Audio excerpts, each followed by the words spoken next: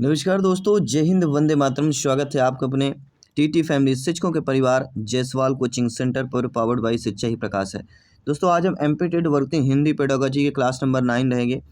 Previous year based important questions 50 important question करेंगे। 50 महत्वपूर्ण प्रश्न जो है आपकी हिंदी पेडागोजी में 15 में से 15 नंबर लाने के लिए बहुत ही इम्पैक्टफुल होने वाले हैं। और ये 50 प्रश्नों में 2 नंबर तो आपका ऑलरेडी आज पक्का होने वाला है, तो सभी लोगों को तैयार रहना, प्रिपेयर रहना। और किसी भी प्रश्न पर डाउट हो तो नीचे कमेंट बॉक्स बना हुआ है, नीचे सभी लोगों को कमेंट बॉक्स में बताना है कि आप लोगों ने 50 में से कितना स्कोर बेहतर किया। तो चलिए शुरुआत करते हैं कि आप सभी लोग तैयार है। बाकी सभी क्लासेस चल रही, जिसका आई बटन पे प्लेलिस्ट आप सभी लोगों को मिल जाएगा। जिनको भी कोर्सेज चाहिए फ्री ऑफ यूट्यूब पर प्लेलिस्ट पर आपको कोर्सेज मिल जाएंगे। ठीक है, तो चलिए शुरुआत करते हैं। सभी लोग तैयार हो जाइएगा। पहला प्रश्न आपके स्क्रीन पर है। प्रश्न आपकी स्क्रीन पर यह कि व्याकरण शिक्षण की आगमन विधि में पद जो होता है, स्टेप जो होता है, इसका सही क्रम होता है। अब आपको सही क्रम बताना कि व्याकरण की जो शिक्षण विधियां हैं उसमें जो आगमन विधि होती है उसका सही क्रम आपको बताना है। अगर आपको पता है तो नीचे कमेंट बॉक्स में सभी को बताना है कि इसका राइट आंसर क्या होने वाला है। क्या नियम निरीक्षण उदाहरण निरीक्षण होगा, उदाहरण निरीक्षण नियम निरीक्षण होगा, निरीक्षण नियम उदाहरण परीक्षण हो गया, उदाहरण परीक्षण नियम निरीक्षण होगा। आगमन विधि है, आगमन उदाहरण से लेके नियम की ओर चलती है, इतना तो प्यारे में सभी लोग जानते हैं। तो पहला तो उदाहरण ही आएगा। बी और डी ऑप्शन में कौन सा होगा? तो उदाहरण के बाद पहले निरीक्षण होता है, परीक्षण आ नहीं सकता है क्योंकि परीक्षण लास्ट में होगा, इसलिए सेकंड ऑप्शन सही होगा। तो उदाहरण, निरीक्षण, नियम और फिर बाद में परीक्षण होगा। पहले उदाहरण दीजिए, उदाहरण के बाद निरीक्षण करिए, फिर नियम, फिर उसके बाद परीक्षण होता है। Second option is the right answer हो जाएगा। किसी भी प्रश्न पर डाउट हो बेफिक्र आप लोग कमेंट कर देना, फीडबैक कर देना है। जायसवाल सर आप सभी का अभिनंदन, स्वागत करते हैं। अगला प्रश्न आप लोगों की स्क्रीन पर है। अगला प्रश्न पूछा जा रहा है यहाँ पे कि निगमन विधि, बहुत अच्छा प्रश्न है। निगमन विधि डिडक्टिव मेथड किस शिक्षण सूत्र पर आधारित हो? ज्ञात से अज्ञात, विशिष्ट से समान, समान से विशिष्ट या स्थूल से सूक्ष्म की ओर। सभी बताइए कि जिनका सपना अध्यापक अध्यापिका बनना, शिक्षक बनना। और हमारी टॉपर नोट्स भी आ चुकी है। टॉपर नोट्स प्राप्त करने के लिए आज ही व्हाट्सएप मैसेज करिए 9630689598। इसमें व्हाट्सएप मैसेज करेंगे, आपको टॉपर नोट्स का डिटेल मिल जाएगा। वो डिटेल आप फिलअप कर लीजिए और नोट्स आपको प्राप्त करिए, क्योंकि ये नोट्स आपकी 15 से 20% तैयारी को मजबूत करेंगे और पकड़ बनाएंगे। तो निगमन विधि में किस शिक्षण सूत्र पर आधारित होता है? तो निगमन विधि तो सभी लोग जानते हैं, ना से निगमन, अर्थात निगमन विधि सामान्य से विशिष्ट की ओर होती है। इस विधि में पहले शिक्षक छात्रों को समान नियम या सिद्धांत बताते हैं, फिर उन नियमों को विशिष्ट उदाहरणों पर लागू करना सिखाते हैं, और यह एक शिक्षक केंद्रित विधि कहलाती है। निगमन विधि जो होती है शिक्षक केंद्रित विधि होती है। अगर एग्जाम में आए तो आपसे बनना चाहिए। अगला प्रश्न आप लोगों के स्क्रीन पर है। अगला प्रश्न, प्राथमिक स्तर पर व्याकरण सिखाने की सबसे श्रेष्ठ विधि कौन सी मानी जाती है? सूत्र विधि या आपके भाषा संसर्ग विधि, आगमन विधि या पाठ्य पुस्तक विधि हो जाएगी? आपके अकॉर्डिंग कौन सी विधि यहाँ पे होने वाली है? सभी को कमेंट करना है। जिनका सपना है अध्यापक अध्यापिका बनना, शिक्षक बनना, जायसवाल सर आप सभी का अभिनंदन और स्वागत कर रहे हैं। सभी लोग जानते हैं आप लोग कि प्राथमिक स्तर की बात करेंगे, फर्स्ट क्लास से लेके 5th क्लास तक के बच्चों की बात की जा रही है, और इस पर व्याकरण सिखाने की सबसे श्रेष्ठ विधि आपसे पूछी जा रही है। तो कहीं ना कहीं श्रेष्ठ विधि आगमन विधि होती है, क्योंकि प्राइमरी लेवल के बच्चे रहेंगे, उनको उदाहरण के द्वारा आप समझा सकते हैं। आगमन विधि इंडक्टिव मेथड सबसे श्रेष्ठ माना जाता है, क्योंकि इसमें पहले छात्रों के सामने विशिष्ट उदाहरण प्रस्तुत करते हैं, फिर उसके आधार पर समान नियम निकलवाए जाते हैं। तो यह बाल केंद्रित विधि है। आगमन विधि जो होती है बाल केंद्रित होती है। छात्र स्वयं खोज करके सीखते हैं, जिससे ज्ञान स्थायी होता है। और छात्र अगर स्वयं खोज कर सीखा गया ज्ञान हमेशा स्थायी होता है। और ज्ञात से अज्ञात और मूर्त से अमूर्त की ओर अगर पूछा जाए आगमन विधि में क्या होता है, तो यहाँ से ज्ञात से अज्ञात की ओर चलते हैं। ये भी जान लीजिए कि ये भी पूछा जा सकता है, ज्ञात से अज्ञात की ओर, और क्या एक मूर्त से अमूर्त की ओर, मूर्त से लेके अमूर्त की ओर चला जाता है। ये हमारे आगमन विधि की बात कर रहे हैं। इसके बाद अगला प्रश्न देखते हैं। बहुत अच्छा प्रश्न है, सभी को कमेंट करते रहना। प्रत्येक ब्रदर सिस्टर आप सभी लोग ध्यानपूर्वक सुनिएगा कि व्याकरण शिक्षण की वह विधि जिसमें नियमों को रटाया जाता है, प्रयोग, आगमन, सूत्र या सहयोग। जी हाँ, ये आपके एमपी टेट में आया हुआ प्रश्न है, ये टीटी एग्जाम में आपके पूछा गया प्रश्न है। तो ध्यानपूर्वक समझिए कि व्याकरण शिक्षण की वह विधि जिसमें नियमों को रटाया जाता, नियमों को रटाया जाता है अर्थात किसमें रटाया जा सकता है, सूत्र विधि, सूत्र फार्मूले आपको रटना पड़ेगा। यह निगमन विधि का ही रूप है जिसमें छात्रों को नियम या सूत्र रटाया कंठस्थ कराया जाता है, ना कि उदाहरणों से समझाया जाता है। पहले नियम फिर उदाहरण देते हैं। सूत्र विधि विशेषकर रटने कंठस्थ करने पर केंद्रित होती है और इसके विपरीत ठीक आगमन विधि होती है, जो हम इसके पहले ऑलरेडी आप सभी को बता चुके हैं। अगला प्रश्न है, भाषा संसर्ग की विधि का मुख्य गुण क्या होता है? यह व्याकरण के नियम स्पष्ट करती है, यह शुद्ध भाषा का प्रयोग का अभ्यास कराती है, यह बहुत कम समय लेती है, यह रटने पर बल देती है। आपके अकॉर्डिंग क्या होगा? सभी कमेंट कीजिएगा। यही समय है आपको कमेंट करने का। जितना ज़्यादा कमेंट करेंगे उतना आपकी तैयारी बेहतर होने वाली है। अब देखते हैं कितना कौन बेहतर तैयारी करता है, अर्थात कमेंट करते हैं सभी लोग। तो भाषा संसर्ग विधि का मुख्य गुण जो होता है, कहीं ना कहीं शुद्ध भाषा के प्रयोग का अभ्यास कराती है। यह विधि क्या है? व्याकरण के नियमों को रटाने के बजाय अच्छे लेखक और कवि रचनाओं को पढ़कर स्वाभाविक रूप से शुद्ध भाषा प्रयोग, उच्चारण और व्याकरणिक संरचनाओं को समझाने पर बल देती है भाषा संसर्ग की विधि। अगला प्रश्न साथियों आपके स्क्रीन पर दिया गया है कि उच्च प्राथमिक स्तर के लिए व्याकरण की सर्वोत्तम विधि निगमन, आगमन, आगमन निगमन विधि, मिश्रित या खेल विधि। अब देखिए उच्च प्राथमिक स्तर की बात करें कक्षा 6 से 8 में, तो कक्षा 6 से 8 में क्या होगा? सभी लोग बताइए। सारे क्वेश्चन संभावित प्रश्न ध्यान दीजिएगा, सारे मॉडरेट क्वेश्चन हम कर रहे हैं क्योंकि सिलेक्शन यहाँ पर सर्वोपरि है। सिलेक्शन पाना है, टीटी एग्जाम को क्वालिफाइड करना है तो बेहतर होगा। तो सर्वोत्तम विधि आगमन निगमन विधि मिश्रित विधि हो जाएगी, क्योंकि पहले उदाहरण नियम सिखाती है, फिर उनका अभ्यास निगमन कराती है। तो मनोवैज्ञानिक और वैज्ञानिकों ने दोनों जिससे छात्रों में तर्कशक्ति का विकास होगा। तो आगमन निगमन विधि मिडिल के लिए हो जाएगी, उच्च प्राथमिक स्तर के लिए। ठीक है, ये आपको ध्यान देना है। चलिए बढ़ते हैं आपके अगले प्रश्न की तरफ। व्याकरण शिक्षण की पाठ्यपुस्तक विधि को और किस नाम से जाना जाता है? सहयोग प्रणाली, सुगम प्रणाली, खेल प्रणाली या प्रत्यक्ष प्रणाली? सभी लोग बताइए। हर एक क्वेश्चन का आंसर आपको कमेंट करना है और देखते हैं आप लोग कितना बेहतर कमेंट कर पाते हैं। तो राइट आंसर आ चुका है कि व्याकरण शिक्षण की पाठ्यपुस्तक विधि को किस नाम से जाना जाता है? तो वह कहलाती है सुगम प्रणाली। अकॉर्डिंग टू क्वेश्चन जो सेकंड ऑप्शन दिया गया है, सुगम प्रणाली जो होती है व्याकरण को स्वतंत्र विषय के रूप में पढ़ाते हैं, इसके लिए अलग व्याकरण की पुस्तक का उपयोग होता है और यह विधि निगमन प्रणाली का ही एक रूप मानी जाती है। इसे अमनोवैज्ञानिक माना जाता है क्योंकि यह केवल रटने पर बल देती है। तो सुगम प्रणाली अमनोवैज्ञानिक विधि है। प्रश्न आ सकता है इनमें से कौन सी अमनोवैज्ञानिक विधि नहीं है, यह प्रश्न पूछा जा सकता है इसमें से कौन से अमनोवैज्ञानिक विधियां हैं।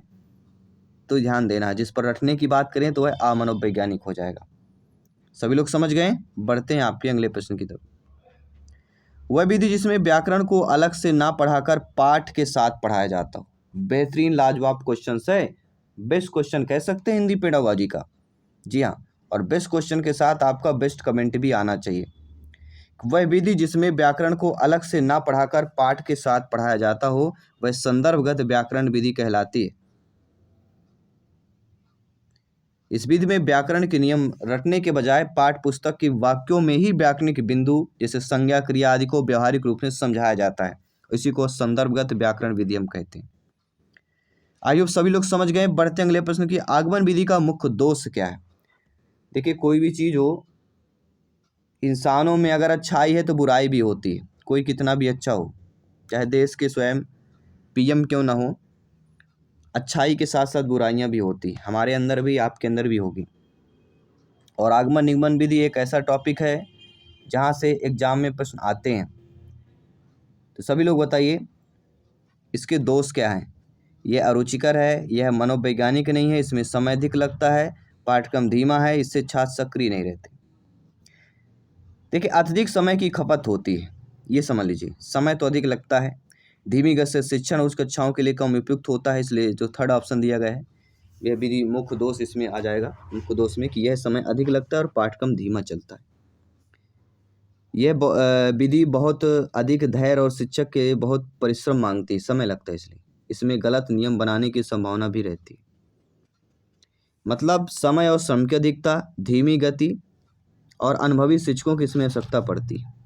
सभी लोग समझ गए। अब बढ़ते हैं आपके अगले प्रश्न की तरफ। अगला प्रश्न है, व्याकरण अनुवाद विधि किस भाषा को आधार बनाती है? बेस्ट क्वेश्चन है। अब देखते हैं बेस्ट क्वेश्चन में कितने बेस्ट आंसर आ रहे हैं। सभी लोग कमेंट करिएगा। जिनका सपना है अध्यापक अध्यापिका बनना, सभी मित्रों को जय हिंद, वंदे मातरम। साथियों, राष्ट्रहित में शिक्षा की जहाँ बात की जाती है तो व्याकरण अनुवाद विधि किस भाषा को आधार बनाती? कहीं ना कहीं मदर टंग जो होती मातृभाषा। इस विधि में विद्यार्थी को बालक बालिका को व्याकरणिक नियमों के आधार पर लक्ष्य भाषा को मातृभाषा में अनुवाद करके समझाया जाता है, जिससे यह सीखने की प्रक्रिया में मातृभाषा को उपयोग पर अधिक जोर भी दिया जाता है। तो व्याकरण अनुवाद विधि किस भाषा को बनाती है? मातृभाषा। ये याद रखिए, अनुवाद किस पर? मातृभाषा पर, क्योंकि बच्चा बेहतर मातृभाषा सीख और समझ जाता है। आगमन विधि में हम बढ़ते हैं नियम से उदाहरण, उदाहरण से नियम, भाषा से व्याकरण, सूक्ष्म से स्थूल की ओर। तो आगमन विधि में सबसे बेहतर तो हमारा क्या हो जाता है? उदाहरण से नियम की ओर चलना, और स्थूल से सूक्ष्म की ओर चलना होता है। तो यहाँ पे गलत दिया गया है। भाषा से व्याकरण, नियम से उदाहरण, तो सबसे हमारा हम कह आगमन से मतलब उदाहरण से नियम, निगमन मतलब नियम से उदाहरण। ठीक है, ये चीज़ अपने माइंड की मेमोरी में सेव कर लेना है। किसी भी प्रश्न पर डाउट हो कमेंट करते रहिएगा। अगला प्रश्न आपके स्क्रीन पर। व्याकरण शिक्षण की वह पद्धति जो रटने पर बल देती। तो रटने पर बल देना किस पर बल देती? कौन सा वह है? तो निगमन विधि कह सकते हैं। निगमन विधि हमारे रटने पर बल देती है। लेकिन आगमन विधि, निगमन, पाठ पुस्तक, सूत्र, सूत्र तो भी है एक नियम से, ये भी तो रटने पर, बिना रटे आप सूत्र बना लेंगे? नहीं बना लेंगे। अब यहाँ पे गाड़ी फंसती है।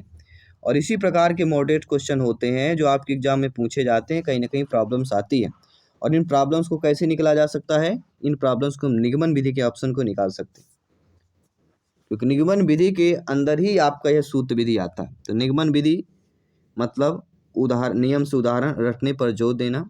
और आगमन विधि, आगमन विधि को क्या करेंगे? तर्क पर जोर देना। आगमन विधि जो होती है तर्क पर जोर दिया जाता है, और निगमन विधि में रटने पर। तो सभी लोग समझ गए दोनों चीज़ों को। बढ़ते हैं अगले प्रश्न की तरफ। प्राथमिक स्तर पर व्याकरण सिखाने की सबसे उपयुक्त विधि कौन सी होती है? अगर प्राइमरी लेवल के बच्चों को हमें व्याकरण सिखाना हो तो सबसे उपयुक्त विधि क्या हो सकती है? सभी लोग बताइए। अगर हमें व्याकरण सिखाना हो प्राइमरी लेवल के बच्चों, कक्षा 1 से 5 तक के बच्चों को, उसके लिए सबसे उपयुक्त आगमन विधि होगी। ठीक है, नो डाउट सभी लोग समझ गए। बढ़ते अगले प्रश्न की तरफ कि भाषा संसर्ग विधि का मुख्य उद्देश्य क्या होता है? अभी हमने भाषा संसर्ग विधि में आपको बताया, अच्छे डिटेल के साथ चर्चा किया कि नहीं किया? इसीलिए मैंने आपको पहले बता दिया था। तो भाषा संसर्ग विधि का मुख्य उद्देश्य क्या होता है? कि व्याकरण के नियम रटा देना, लेखन कौशल सुधारना, शुद्ध भाषा का प्रयोग के माध्यम से व्याकरण सिखाना, या रटने की प्रवृत्ति कम कर देना। तो आप सभी लोग जानते हैं भाषा संसर्ग विधि का मुख्य उद्देश्य क्या होता है? सभी लोग बताइए। कोई भी डाउट हो, बिल्कुल डाउट नहीं रहने देना है। और आप सभी लोग जानते हैं भाषा संसर्ग विधि का मुख्य उद्देश्य होता है शुद्ध भाषा का प्रयोग के माध्यम से व्याकरण सिखाना। ठीक है, अब बढ़ते हैं अगले प्रश्न की तरफ कि उच्च प्राथमिक स्तर पर व्याकरण शिक्षण की आगमन निगमन विधि उत्तम है। क्यों उत्तम है? क्योंकि यह सरल है, इसमें समय कम लगता है, यह मनोवैज्ञानिक और वैज्ञानिक दोनों में है, ये केवल नियमों पर है। तो केवल शब्द निगेटिव है, सरल तो हो नहीं सकता है। इसमें कम समय लगता है, ये भी आगमन निगमन विधि, लेकिन कहीं ना कहीं यह मनोवैज्ञानिक और वैज्ञानिक दोनों में है। सी ऑप्शन इसका सही होना चाहिए। आपके अकॉर्डिंग क्या है? आपके अकॉर्डिंग इसका आंसर क्या होना चाहिए? क्योंकि ये मॉडरेट क्वेश्चन है, ये आपको डायरेक्ट बुक में लिखा नहीं मिलेगा, ये आपको खुद सोचना है, समझना है। तो हमारा third option is the right answer हो जाएगा। बढ़ते हैं आपके अगले प्रश्न की तरफ। अगला प्रश्न है, बच्चे अपनी भाषा के दौरान स्वाभाविक रूप से व्याकरणिक नियम बना लेते हैं, इसको क्या कहते हैं? व्याकरण की जटिलता, सार्वभौमिक व्याकरण, त्रुटिपूर्ण भाषा, अनौपचारिक। तो कहीं ना कहीं आपको देख रहे होंगे सार्वभौमिक जो व्याकरण है, यूनिवर्सल ग्रामर है, ये आपको डिफरेंट लग रहा होगा। ऐसा शब्द लग रहा हो कि लगता है इस प्रश्न का उत्तर यही होने वाला है। लग रहा है कि नहीं? जब ऐसा अनुभव आए तो बस आंख बंद करके अपने अनुभव पे भरोसा कर लेना चाहिए। ठीक है, तो सार्वभौमिक व्याकरण का अर्थ ही होता है कि सभी मानव भाषा द्वारा समझा जाने की जन्मजात माने जाने वाली श्रेणियाँ सार्वभौमिक हमारा हो जाएगा, जो स्वाभाविक रूप की बात करते हैं। इसके बाद बढ़ते हैं अगले प्रश्न की तरफ। व्याकरण शिक्षण का मुख्य उद्देश्य क्या होना चाहिए? व्याकरण शिक्षण का मुख्य उद्देश्य भाषा के शुद्ध प्रयोग की क्षमता विकसित करना। इसके बाद जो अगला प्रश्न है, प्यारा सा प्रश्न है कि संदर्भ में व्याकरण का अर्थ क्या होता है? अलग से अभ्यास कराना, पाठ के अंत में दिए गए व्याकरण को हल करना, पाठ पढ़ाते समय प्रसंगवश आने वाले व्याकरण बिंदुओं को स्पष्ट करना। थर्ड ऑप्शन यहाँ पे सही हो जाएगा। इसके बाद है भाषा सीखने में व्याकरण का क्या स्थान होता है? कि व्याकरण के बिना भाषा तो निगेटिव, व्याकरण केवल ये भी निगेटिव, व्याकरण भाषा को नियमबद्ध और शुद्धता प्रदान करता है। थर्ड ऑप्शन सही हो जाएगा। बिल्कुल, आपको ऑप्शन देकर आप सटीक आंसर लगा सकते हैं। एक शिक्षक कक्षा में कविता पढ़ाते समय संज्ञा शब्दों को रेखांकित करवाता है, यह किस विधि का प्रयोग हो? अब बताइए इसको। मान लीजिए आपकी नियुक्ति होती, आप लोग ही अध्यापक अध्यापिका बनते। आप खुद सोचिए, आप हिंदी की कक्षा के अध्यापक हैं और आप हिंदी पढ़ा रहे हैं। और जब आप हिंदी पढ़ा रहे हैं तो संज्ञा शब्द को आप रेखांकित कर रहे हैं कि सभी बच्चों ध्यान दीजिए, ये शब्दों को जो हम रेखांकित डंडी लगा रहे हैं, गोला लगा रहे हैं, मतलब संज्ञा शब्द हैं। संज्ञा शब्द को रेखांकित करें मतलब संदर्भ में व्याकरण विधि। शिक्षक द्वारा कविता पढ़ाते समय संज्ञा शब्दों को अगर रेखांकित करवा रहे हैं तो वह क्या हो जाएगा? संदर्भ में व्याकरण विधि आ जाएगा। ठीक है ना? चलिए अब बढ़ते हैं अगले प्रश्न की तरफ। किसने कहा था कि बच्चों में भाषा सीखने की जन्मजात क्षमता होती? जब भी जन्मजात क्षमता की बात की जाती है, चॉम्स्की का नाम आता है कि बच्चे भाषा सीखने की सहज क्षमता के साथ पैदा होते हैं, ये भी चॉम्स्की का मानना है। अगला प्रश्न है, व्याकरण अनुवाद विधि किस पर अधिक बल देती है? जो व्याकरण अनुवाद विधि होती है वह किस पर अधिक बल देती है? तो व्याकरण अनुवाद विधि भाषा की शुद्धता, व्याकरण के नियम लिखने अथवा शुद्ध लेखन और पढ़ने पर बल देती है। इसके बाद जो अगला प्रश्न है, व्याकरण शिक्षण की सूत्र विधि किस विधि का रूप है? व्याकरण शिक्षण की पहली बात तो सूत्र विधि किसका रूप है? व्याकरण शिक्षण की। और जब व्याकरण शिक्षण का रूप है तो सूत्र विधि किस विधि का रूप कहलाएगी? सूत्र है तो कहीं ना कहीं निगमन विधि का रूप कहला जाएगी। नो डाउट सारी चीजें क्लियर हो गई। बढ़ते हैं अगले प्रश्न की तरफ। अगला प्रश्न भी इंपॉर्टेंट है। प्राथमिक स्तर पर व्याकरण का कौन सा रूप पढ़ाया जाना चाहिए? औपचारिक, व्यवहारिक, सैद्धांतिक, शास्त्रीय। तो मेरे प्यारे में सभी लोग जानते हैं, ज्ञानी सर्व व्याख्याता लोग हैं, भावी अध्यापक अध्यापक। प्राथमिक स्तर मतलब कक्षा 1 से लेकर 5 तक का व्यवहारिक और प्रासंगिक होता है। कैसा होता है? व्यवहारिक होना चाहिए या प्रासंगिक रूप में पढ़ाया जाता है। इसमें सीधे नियम न लिखकर कहानी, बातचीत, गतिविधि के माध्यम से भाषा के सही प्रयोग पर ध्यान केंद्रित किया जाता है। आगमन विधि के सोपानों को सही क्रम बताइए। तो आगमन मतलब होता है उदाहरण, होता कि नहीं होता? पहले उदाहरण, निरीक्षण, निगमन और परीक्षण। ये शायद क्वेश्चन रिपीट हो चुका है, ये क्वेश्चन हम करा चुके हैं। फिर अगला ध्यान दीजिएगा। अगला कह रहा है कि व्याकरण को भाषा का शब्दानुशासन किसने कहा है? हेमचंद ने कहा है। खेल खेल में व्याकरण सिखाने की विधि है साहचर्य विधि या खेल विधि इसको बोलते हैं। फिर अगला आपका दिया गया है कि व्याकरण शिक्षण की किस विधि को सुगा प्रणाली भी कहते हैं? तो पाठ पुस्तक विधि को सुगा प्रणाली विधि कहा जाता है, ये हमने आपको बताया। फिर आपको ध्यान देना है कि व्याकरण जानने का अर्थ क्या होता है? कि भाषा के नियम जानना और उनका प्रयोग करना। पाठ के दौरान व्याकरणिक चर्चा करना क्या कहलाता है? पाठ के दौरान अगर आप व्याकरण रूप से चर्चा कर रहे हैं बच्चों में तो वह आकस्मिक व्याकरण शिक्षण कहलाता है। प्रश्न है, चॉम्स्की के सार्वभौमिक व्याकरण का मुख्य तर्क क्या है? तो सभी मानव भाषाओं का एक अंतर्निहित व्याकरणिक ढांचा समान होता है जिसे बच्चा अपने से सक्रिय करता है। किसने कहा है? चॉम्स्की ने कहा है। ये अगर स्टेटमेंट आए तो आपसे बनना चाहिए। फिर अगला आपको ध्यान देना है कि प्रश्न है, फंक्शनल ग्रामर, प्रकारात्मक व्याकरण किस बात पर सबसे अधिक बल देता है? जो फंक्शनल ग्रामर होते हैं, प्रकारात्मक व्याकरण, इस बात पर कि भाषा का उपयोग सामाजिक संदर्भों में अर्थ निर्माण के लिए कैसे किया जाता है, ना कि केवल शुद्ध वाक्यों की संरचना पर। इसके बाद आपको ध्यान देना है, एग्जाम में अक्सर पूछा जाता है कि यदि कोई छात्र मैं घर गया और मैंने भात खाया के स्थान पर मैंने घर जाकर भात खाया बोलता है तो यह व्याकरणिक रूप से क्या दर्शाता है? कोई छात्र मैं घर गया और मैंने भात खाया, इसके वजह क्या बोला, मैंने घर जाकर भात खाया, अगर बोल रहा है।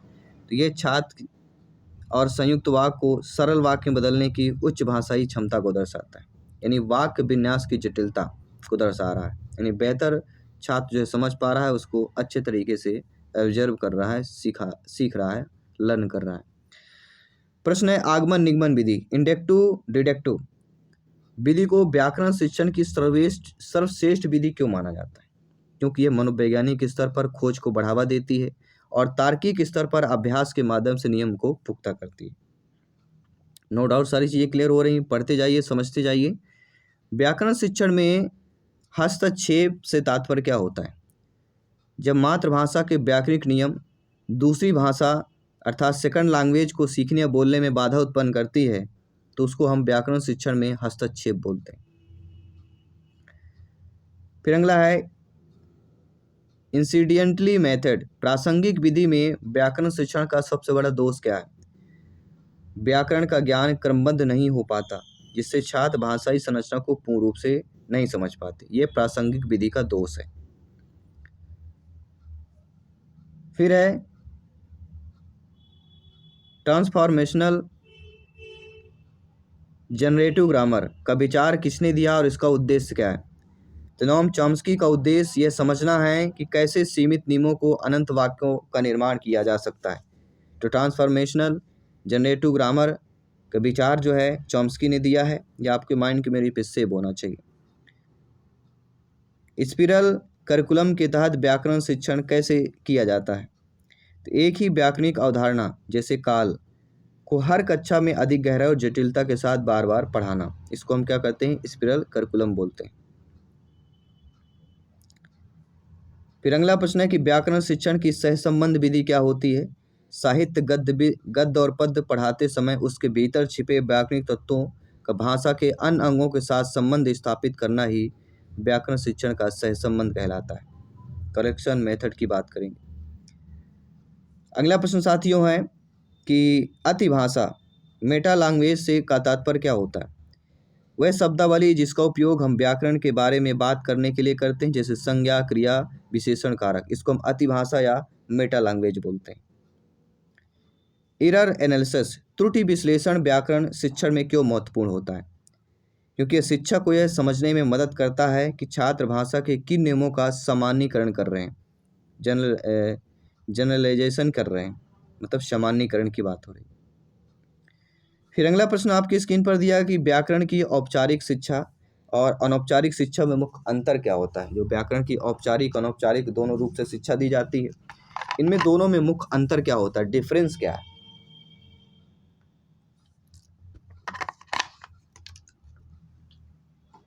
सभी लोग बताइएगा। तो आप सभी लोग जानते हैं औपचारिक शिक्षा नियमों परिभाषाओं से शुरू होती है, जबकि अनौपचारिक शिक्षा भाषा के प्रयोग और विसर्जन पर। मतलब क्या समझना है? औपचारिक शिक्षा नियमों और परिभाषा से शुरू होगी, जो अनौपचारिक शिक्षा होगी भाषा के प्रयोग और विसर्जन से शुरू होती है। दोनों चीज़ों में ये डिफरेंस है। प्रश्न है पेडोलॉजिकल ग्रामर, शिक्षण शास्त्रीय व्याकरण क्या होता है? तो व्याकरण को इस तरह से प्रस्तुत करना जो शिक्षार्थी बालक बालिका की आयु स्तर सीखने की शैली के अनुकूल हो, इसी को हम पेडोलॉजिकल ग्रामर बोलते हैं। व्याकरणिक दक्षता का अर्थ क्या होता है? कि भाषा के ध्वनि, शब्द, वाक्य स्तर के नियमों का सटीक ज्ञान और अनुप्रयोग को ही हम व्याकरण की दक्षता बोलते हैं। प्रश्न है चेतना वृद्धि कार्यों का व्याकरण शिक्षण में क्या उपयोग होता है? छात्रों का ध्यान विशेष व्याकरणिक संरचनाओं की ओर आकर्षित करना, ताकि वे स्वयं उनके अर्थ और उपयोग को समझ सकें। और आप सभी लोग जानते हैं कि भाषा की लघुत्तम अर्थवान इकाई क्या होती है? तो रूपिम कहलाती है। और वाक्य की संरचना के नियमों का अध्ययन करना वाक्य विन्यास कहलाता है। और व्याकरण शिक्षण की कौन सी विधि पूर्ण से अंश की ओर चलती है? कई बार पूछा जाता है। व्याकरण शिक्षण की वह विधि जो पूर्ण से अंश की ओर चले, उसको हम निगमन विधि बोलते हैं। और स्कूल ग्रामर एंड कंपोजिशन पुस्तक के लेखक कौन है? तो वैश्विक संदर्भ महत्वपूर्ण कौन है हमारे? Wren and Martin. Wren and Martin ये हैं स्कूल ग्रामर एंड कंपोजिशन पुस्तक के लेखक हैं, जो वैश्विक स्तर में महत्वपूर्ण ये पुस्तक मानी जाती है। और व्याकरण शिक्षण में सब्स्टिट्यूशन टेबल का प्रयोग सबसे पहले किसने किया? तो H.E. प्लेमर ने किया। व्याकरण के नियमों को एल्गोरिदम के रूप में देखना किस पद्धति का हिस्सा है? तो ये आपकी कहलाती है कंप्यूटेशनल लिंग्विस्टिक्स की बात हो रही है। और आप जानते हैं कि डायरेक्ट मेथड में व्याकरण कैसे सिखाते हैं? तो आगमनात्मक रूप में सिखाते हैं। और स्ट्रक्चरल अप्रोच में किस पर बल दिया जाता है? यानी वाक्य के पैटर्न और आदतों के निर्माण पर बल दिया जाता है। और मेरे प्यारे मित्र जो जानते हैं कि वर्णात्मक व्याकरण, जी हाँ, डिस्क्रिप्टिव ग्रामर जो कहलाता है वह, और एक निषेधात्मक व्याकरण, वर्णात्मक निषेधात्मक दोनों। इसमें अंतर क्या होता है? वर्णात्मक व्याकरण जो होता है भाषा कैसी है पर जोर देता है, और निषेधात्मक भाषा कैसी होनी चाहिए इस पर जोर देता है। कैसी है और कैसी होनी चाहिए। अगला प्रश्न देख लीजिएगा, ओवर जनरलाइजेशन एक उदाहरण दीजिए। तो बच्चा गया की जगह जाया बोलना है। बच्चा जाया, गया की जगह क्या बोलना? बच्चा जाया बोलना। तो इसमें क्या है, उसने खाया पिया जैसे नियम सीख लिए जाते हैं। और व्याकरण का मस्तिष्क किसे कहते हैं? तो वाक्य विज्ञान जो होता है व्याकरण का मस्तिष्क कहलाता है। अगर एग्जाम में है तो बनना चाहिए। और व्याकरण शिक्षण के बिना भाषा अर्जन संभव है? हाँ है। प्राकृतिक वातावरण में अर्जन संभव है, लेकिन अधिगम में व्याकरण का सहायक है। और आप जानते हैं कि कंस्ट्रेटिव एनालिसिस का उपयोग कब किया जाता है? जब दो भाषाओं के व्याकरण की तुलना करके सीखने की कठिनाइयों को पता लगाने के लिए किया जाता है।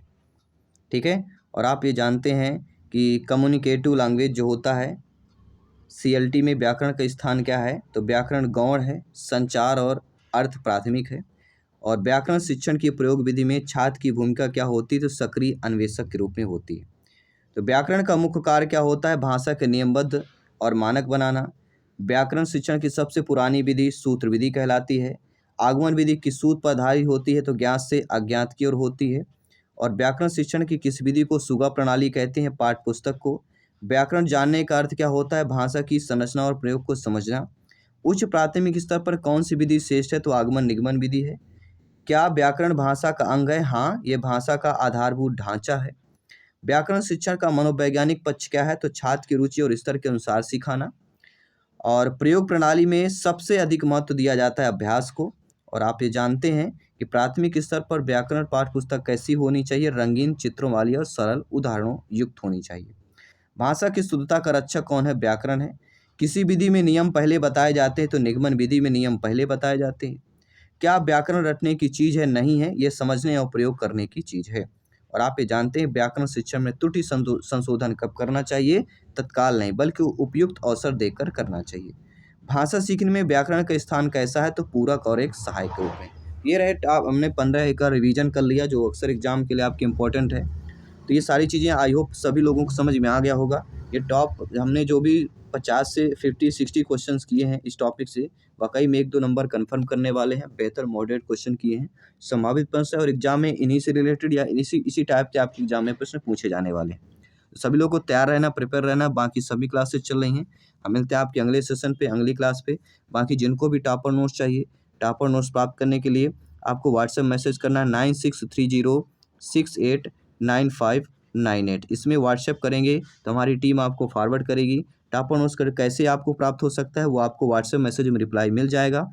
और ये टॉपर नोट्स जो 15 से 20 टीचर हमारे सिलेक्शन पा चुके हैं उनके मार्गदर्शन और क्या क्या टॉपिक ज़्यादा कवर करना चाहिए, पढ़ना चाहिए, वो सारा इसमें इंक्लूड किया गया है। यानी कुल मिला के आपकी तैयारी को 15 से 20% और मजबूत करने वाली हैं आपको, और दृढ़ता से आपको और भी कंठस्थ करने वाली हैं।